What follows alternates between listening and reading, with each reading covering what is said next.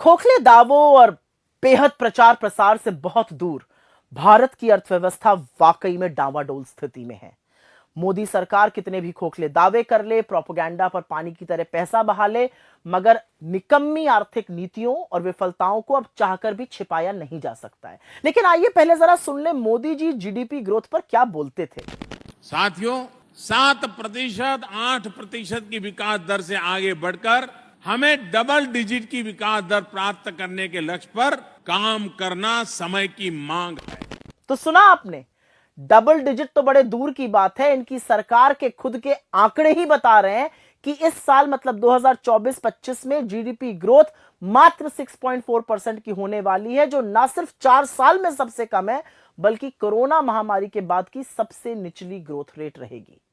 यह आंकड़ा एनएसओ ने जारी किया है। हर बार वो अग्रिम अनुमान जारी करते हैं बजट के पहले। इससे लेकिन कुछ गंभीर सवाल उठते हैं, क्योंकि इसका लोगों पर क्या कहर बरपेगा।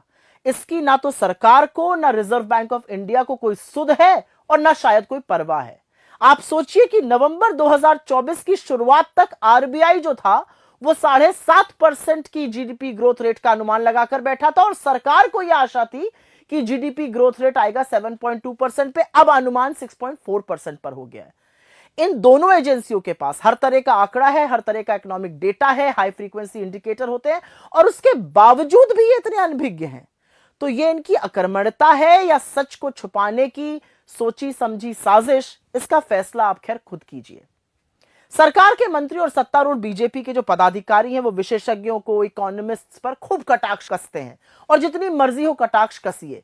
लेकिन असलियत यह है कि इस सरकार ने देश के लोगों को कम ग्रोथ और कमर तोड़ महंगाई से जूझने को मजबूर किया है। इसका बड़ा कारण यह है कि सरकार आर्थिक तंगी की असलियत को स्वीकारना ही नहीं चाहती। तो जब स्वीकारेंगे नहीं तो समाधान क्या, खाक ढूंढेंगे। और लगातार यह होता जा रहा है, पिछले 10 वर्षों में हमने देखा है। खपत की बात करते हैं, मतलब उपभोग, मतलब कंजम्पशन, जीडीपी का 2/3 हिस्सा है। इसलिए जब इसमें कमी होती है तो चिंताजनक स्थिति बनती है। और ये भी दिखाता है कि मध्यम वर्ग पे और गरीब पर कम ग्रोथ का क्या प्रभाव होता है। डेटा साबित करता है कि लोग आज भोजन और शिक्षा जैसी आवश्यक वस्तुओं पर कम खर्च कर रहे हैं।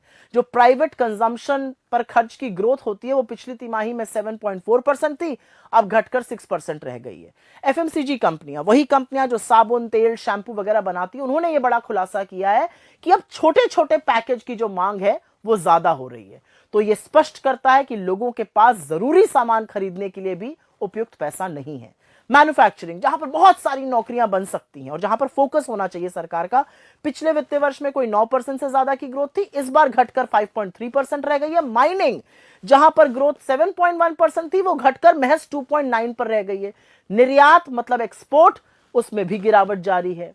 तो ये सब देखते हुए निवेश मतलब इन्वेस्टमेंट बिल्कुल ठप पड़ा है। इसमें तो कोई आश्चर्य होना ही नहीं चाहिए। यह अलग बात है कि बदले की भावना से काम करने वाली ईडी, सीबीआई, इनकम टैक्स जैसी एजेंसियों के दबाव में भारतीय उद्योग जगत के बड़े बड़े खिलाड़ी भड़े मोदी जी के कसीदे पढ़ें, उनका गुणगान करें, लेकिन पैसा लगाने से तो उन्होंने भी बिल्कुल इनकार कर दिया और इसीलिए इन्वेस्टमेंट हो नहीं रहा है। तो बेरोजगारी, कम आय, आवश्यक वस्तुओं पर जबरदस्त टैक्स और कमर तोड़ महंगाई के कारण लोग आज अपने भविष्य की बचत से खर्च करने को मजबूर हो चुके हैं। जो घरेलू बचत है वो 50 साल के सबसे निचले स्तर पर है। यही नहीं, आज जीवन जीने के लिए लोग जेवर गिरवी रखने को मजबूर हैं और ऐसा करने वालों की संख्या में 50% की बढ़ोतरी हुई है। लोन लेकर ना चुकाने वालों में 30% की बढ़ोतरी हुई है। सेकेंडरी स्कूल के एडमिशन में गिरावट हुई है। बड़ी बड़ी यूनिवर्सिटीज में, सेंट्रल यूनिवर्सिटी से बिना डिग्री लिए आधी पढ़ाई छोड़ने को लोग मजबूर हैं। ये सब क्या है? ये आर्थिक बर्बादी के एक के बाद एक प्रमाण है। खैर, सूट बूट की इस सरकार में इनकम टैक्स कॉर्पोरेट टैक्स से कहीं ज्यादा है। आटे पर, दही पर, पढ़ाई पर, दवाई पर, यहां तक कि पॉपकॉर्न और पुरानी गाड़ी की बिक्री पर भी जमकर जीएसटी वसूला जा रहा है।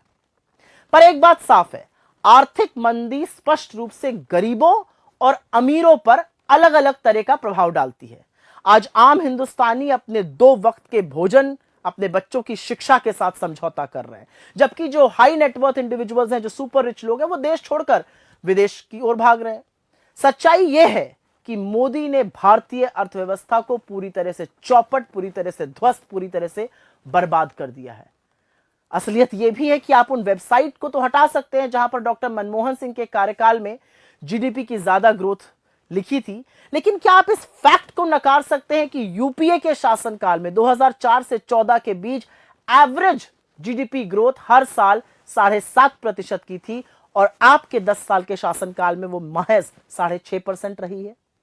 प्रधानमंत्री और उनकी सरकार $5 ट्रिलियन की इकोनॉमी का जाप जपते रहते हैं, ढिंढोरा पीटते रहते हैं। यह अलग बात है कि यह होना 2022 में था और अब शुरू 2025 हो चुका है, लेकिन भारत को उस आंकड़े तक पहुंचने के लिए 9 से 10% एटलीस्ट कम से कम जीडीपी ग्रोथ करनी होगी, तब हम वहां पहुंच पाएंगे।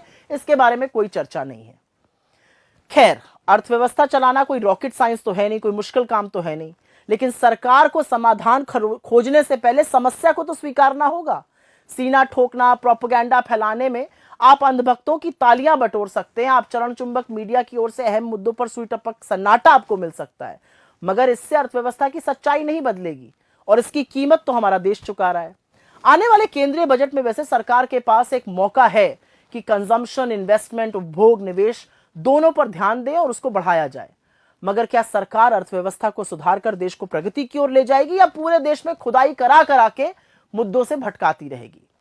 एक बात तय है कि भीषण बेरोजगारी, भयावह महंगाई और कम आय से जूझ रहे मेरे देश का काम 6.4% जीडीपी ग्रोथ से कतई चलने वाला नहीं है और इसके बारे में नरेंद्र मोदी और उनकी सरकार को सोचना ही पड़ेगा।